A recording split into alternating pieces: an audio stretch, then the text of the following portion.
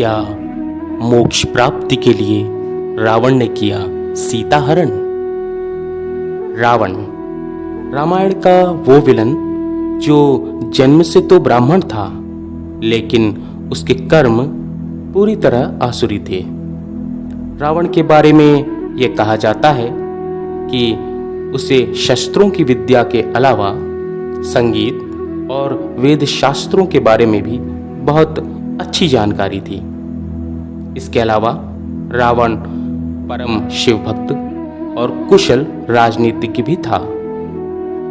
असल में रावण पुलस्त्य वंश में उत्पन्न महर्षि विश्रवा और राक्षस पुत्री केकसी का पुत्र था, और यही वजह है कि रावण जन्म से तो ब्राह्मण था, लेकिन उसके आचरण आसुरी ही रहे। बेवजह ऋषि मुनियों को सताना, स्त्रियों पर अत्याचार करना, देवताओं को बंदी बनाकर स्वर्ग पर कब्जा कर लेना और केवल अपने को ही ईश्वर समझना, ये सारे दोष रावण में भरे पड़े थे। रावण के पापों का बोझ पृथ्वी पर इतना ज्यादा बढ़ चुका था कि उसका अंत करने के लिए खुद भगवान विष्णु को राम रूप में धरती पर अवतार लेना पड़ा। और जैसा कि हम ये जानते ही हैं कि किस तरह रावण ने मां सीता का हरण किया, और यही घटना उसकी मृत्यु का कारण बनी। लेकिन अक्सर लोगों के मन में ये सवाल भी उठता है कि क्या रावण ने सीता हरण जानबूझकर किया?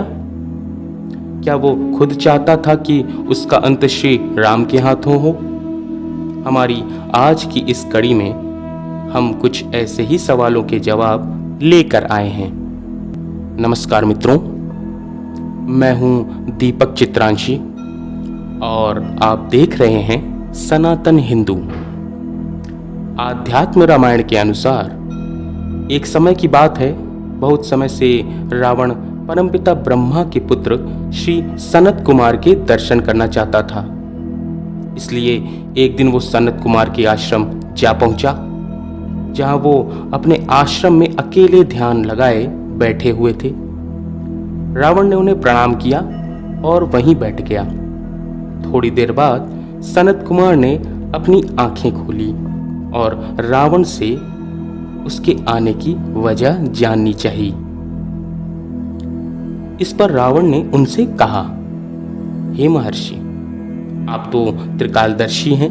मेरे मन में एक सवाल काफी समय से उठ रहा है, जिसका उत्तर मैं आपसे जानना चाहता हूं, और वो ये कि इस पूरे संसार में ऐसा कौन देव है जिसकी पूजा करने से देवता युद्ध में विजय पाते हैं और जो योगियों द्वारा पूजे जाते हैं? रावण के इस प्रश्न को सुनकर सनत कुमार ने कहा, हे रावण, जो इस संसार का पालन करने वाले हैं, जो जन्म और मृत्यु दोनों से परे हैं, जो इस पूरे संसार के स्वामी हैं और जिनके नाभि से खुद ब्रह्मा जी का जन्म हुआ है, ऐसे परमात्मा भगवान विष्णु हैं। उन्होंने ही इस पूरी दुनिया को बनाया है, जो कण कण में विद्यमान है। सनत कुमार से यह सब सुनकर रावण ने फिर से एक सवाल किया और कहा कि हे महर्षि, कृपा करके मुझे ये बताइए कि जो भी असुर और दैत्य भगवान विष्णु के हाथों मारे जाते हैं, वे मरने के बाद किस गति को प्राप्त होते हैं? इस पर सनत कुमार रावण से कहते हैं कि देखो रावण, जो राक्षस साधारण देवताओं से युद्ध के दौरान मारे जाते हैं, वो स्वर्ग लोक को जाते हैं और अपने कर्मों के हिसाब से कुछ समय बाद फिर से इसी धरती पर जन्म लेते हैं, और ऐसे लोग अपने पाप पुण्य के अनुसार जन्म और मरण के चक्कर में फंसे रहते हैं। लेकिन जिसका वध श्री हरि के हाथों होता है, उन्हें विष्णु पद प्राप्त होता है। ये सब सुनकर रावण बहुत खुश हुआ और मन ही मन सोचने लगा कि अगर ऐसा है तो मैं अवश्य ही श्रीहरि के साथ युद्ध करना चाहूंगा। जिससे मुझे भी मरने के बाद विष्णु लोक में स्थान मिले। रावण के मन की बात जानकर सनत कुमार फिर से बोले, हे रावण, मैं तुम्हें भगवान नारायण के रूपों को बताता हूं, उसे ध्यान से सुनो। इस पूरी दुनिया में जो भी चीजें हैं सब उन्हीं की माया से है। ये पृथ्वी, सूर्य, चंद्र, हवा, आग, इंद्र, देव और दानव, ये सभी इन्हीं के रूप हैं। श्रीहरि समय समय पर इस धरती पर दुष्टों का नाश करने के लिए अवतार लेते रहते हैं और शिव के रूप में इस दुनिया का नाश भी करते हैं। कोई भी इंसान उनको केवल यज्ञ, तपस्या और दान से नहीं पा सकता, बल्कि जो अपने मन और प्राण से हमेशा उन्हीं के ध्यान में लगे रहते हैं, उन्हीं को केवल भगवान नारायण का दर्शन मिलता है। अगर तुम्हें भी उन परमपिता परमेश्वर का दर्शन करना है तो सुनो। त्रेता युग में लोगों के कल्याण के लिए खुद नारायण इक्ष्वाकु वंश के महाराज दशरथ के पुत्र श्री राम के रूप में जन्म लेंगे।